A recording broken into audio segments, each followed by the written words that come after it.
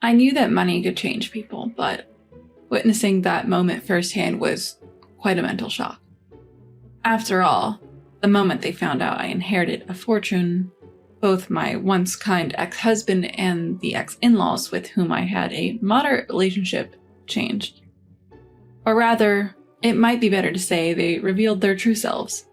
In the end, a lot happened. We divorced, and my in-laws became strangers. But I hear rumors that their household is still in a chaotic mess. Years ago, my mom's sister, my aunt, who passed away, was a typical career woman from her youth and even dabbled in investments. My mom used to say that she seemed to have considerable assets. Even so, I never cared about how much money my aunt had. I would just nod and say, "Oh really?" when it was brought up. My aunt never spent her money recklessly. She was careful, spending only what was necessary and cutting back elsewhere. For example, she cooked for herself but used ordinary supermarket ingredients, or bought only a few quality clothing items to wear for a long time, instead of buying whatever she wanted. I admired and I liked my aunt's values, but there was a strong notion back then that women who earned more than men weren't attractive. She was often looked down upon and prejudiced by relatives. Also, there was a fixed idea that a woman's happiness was in getting married and having children, so my aunt, who was neither married nor had children, was treated like an outsider. But she never let unkind words get her down. She was confident and let people talk as they liked. One day, when I was visiting my aunt, she suddenly said to me, "Hey, if I pass away, I want you to be the inheritor," while we were relaxing on the sofa having tea.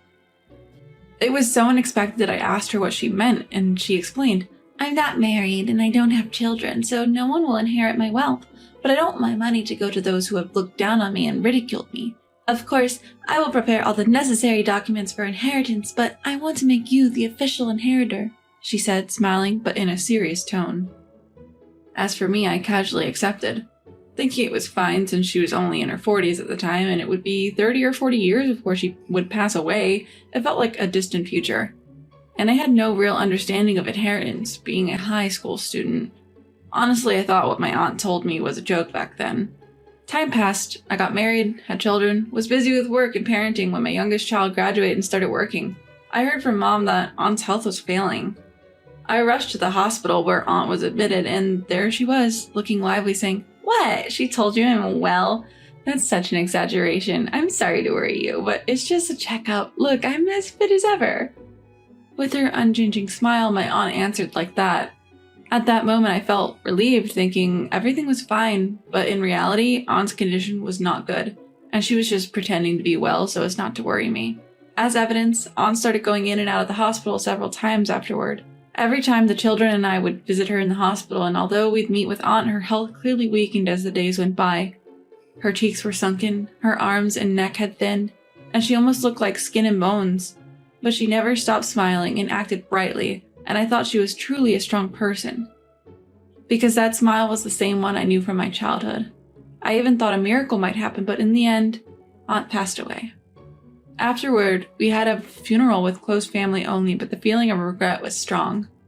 I thought I should have spent more time with her instead of using being busy as an excuse, or I should have made memories by going out together in various places. I know it's too late to say such hypothetical things after she's gone. The children were also fond of Aunt and respected her, so they were depressed that they couldn't talk to her anymore like me, and it was painful to watch.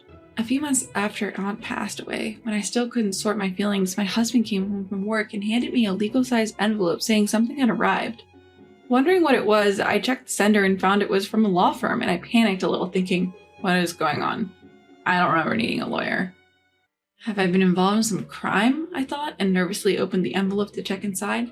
There I found information regarding Aunt's inheritance.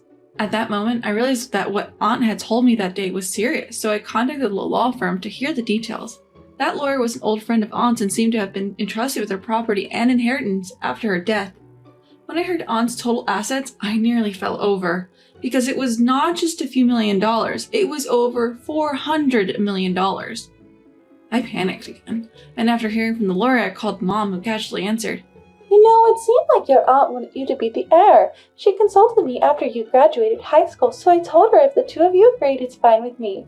I was shocked by this too. But since the amount was so large, I was confused about what to do with such a huge sum. But Mom said in a carefree manner, "Since your aunt made proper documents for you, you should gratefully accept it or you might be cursed." I blurted out, "Aren't you going to inherit anything, Mom?" Inheritance can be a hassle, often causing fights between family members. You probably don't know, but one of Grandma's siblings died a long time ago. It seems that person had some inheritance, but they didn't leave a will. Because of that, siblings and their children were fighting over the money, yelling every day. But your aunt left proper documents for you, right? So there's no need for me to get involved. Just be careful with your husband's parents, though," she advised, sighing as if recalling those times. Hearing this, I said, "My husband will be fine," but I never thought that Mom's warning would later become reality. A few days later, my husband seemed unusually restless. He asked me, "I got some papers from the lawyer's office. Is it about an inheritance?" I wondered how he knew, but since I had no reason to hide it, I honestly said, "Yes." His eyes sparkled and he asked, "How much did you inherit?" At that moment, he had this sly grin and I had an uncomfortable feeling, so I casually misled him by saying, "Oh, about $10 million or so." But he must have sensed that I was lying about the amount. He continued to be persistent, asking, "Isn't there really more? And you should look into it more. There might be more." I initially brushed him off, but eventually I got annoyed and snapped, "I told you, it's $10 million. Why are you so persistent?" He responded evasively, "I don't know, it just feels off somehow." Finally, I sternly said, "Let's end this conversation now." But strangely, from the next day, my husband's attitude changed and he started ignoring me. That had never happened before and I was a bit surprised, but I was stubborn too and we didn't speak for about 2 months. Then, suddenly, my in-laws who used to live nearby visited our home without notice. Usually, they'd call and ask if they could visit on a specific day, so their sudden appearance made me think something serious was going on. But then, my father-in-law said, "We heard from our son that you inherited an estate recently, and it's over $100 million. We're thinking of remodeling our old house. I'm proud that our son married such a good person. Why don't we add a couple of rooms and live together?" And next to him, my mother-in-law was nodding in agreement. I was shocked that my husband knew the real amount of my inheritance, and even more astounded that my in-laws were making remodel plans relying on that money. They kept talking about desired kitchen designs and using marble, and I finally snapped back to reality and said, "I haven't heard any of this." They responded, "We've already contacted an agency." And I could tell they were clearly banking on my money without a second thought. My head started to hurt. I wanted to say a lot of things, but I was afraid I'd speak out of emotion, so I asked them to leave for the day and kicked them out of the house. When I confronted my husband after returning from work that night, he tried to dodge the question at first, but I pressed him, and he finally confessed that he had snooped and found the documents related to the inheritance. By the way, I had kept those documents in the back of a drawer in my study.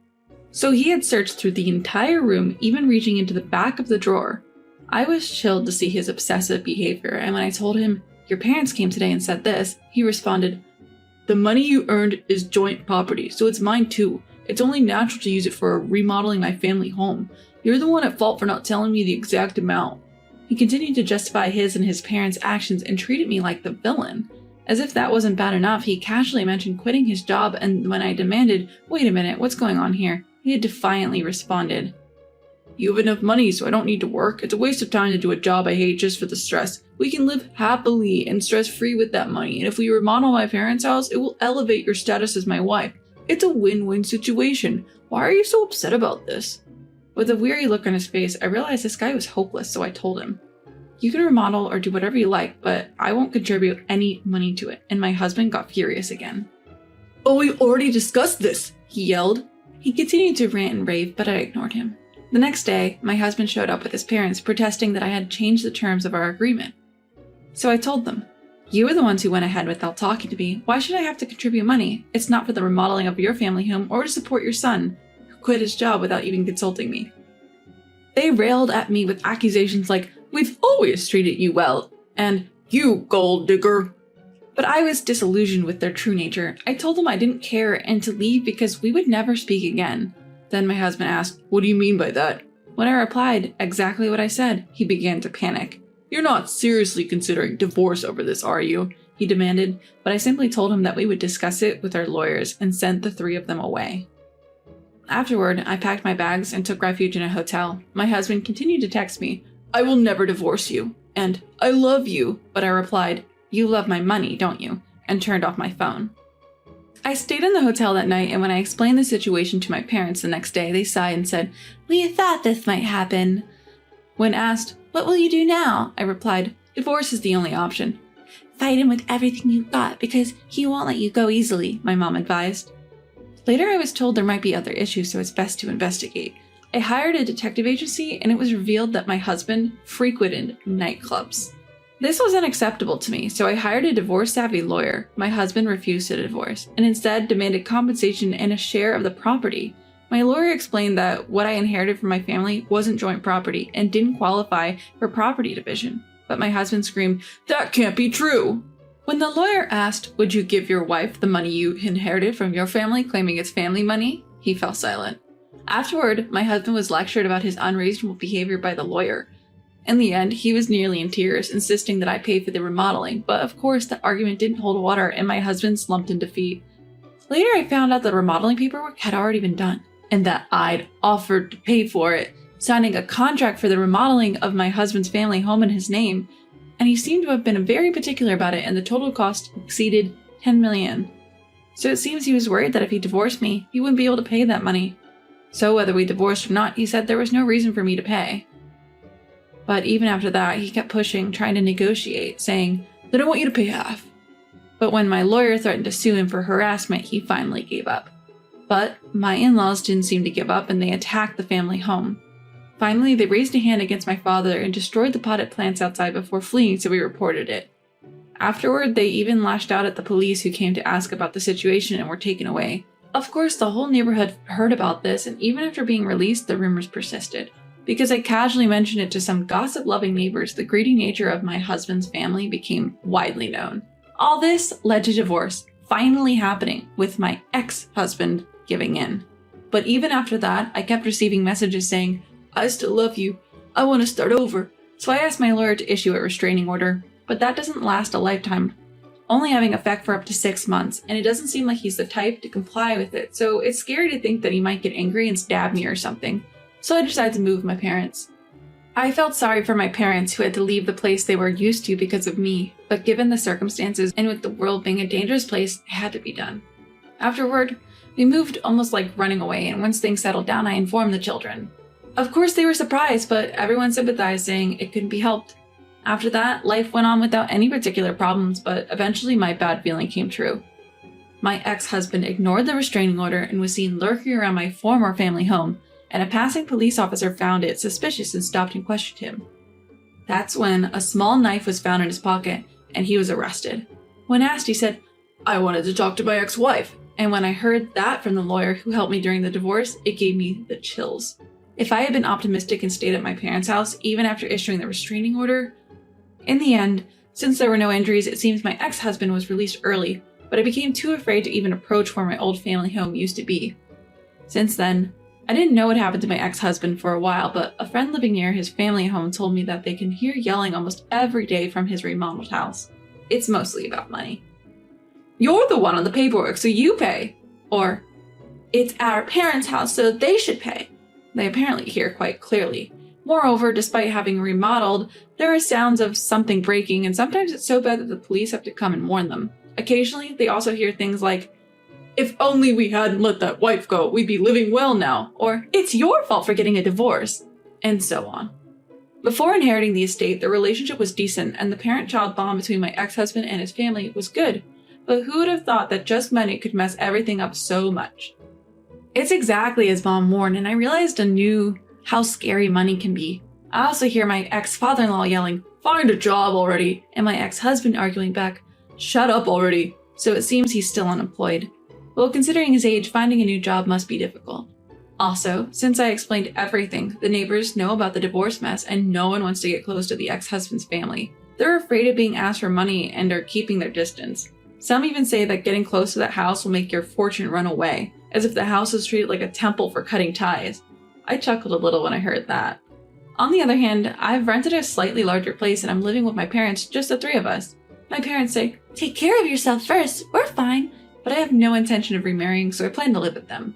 After all, if the other party found out about the inheritance, they might change, like my ex-husband. And since I never really had expensive hobbies or spent much money, I plan to continue living as I did before. So, I intend to use the money if my parents or I need to enter a facility when we get older or for celebrations like my children's weddings or births. Certainly, the amount of money isn't something that would disappear with trivial expenses, but since it's the money my beloved aunt left for me, I wanted to use it in the same way she would have.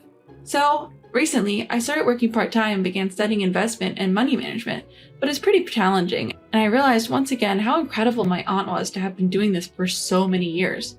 We are living a relatively satisfying life now, but the situation with my ex-husband and his family, which we occasionally hear about, continues to be dreadful. However, since we're divorced and they're now strangers to us, we feel it's entirely their problem and they should resolve it without involving others.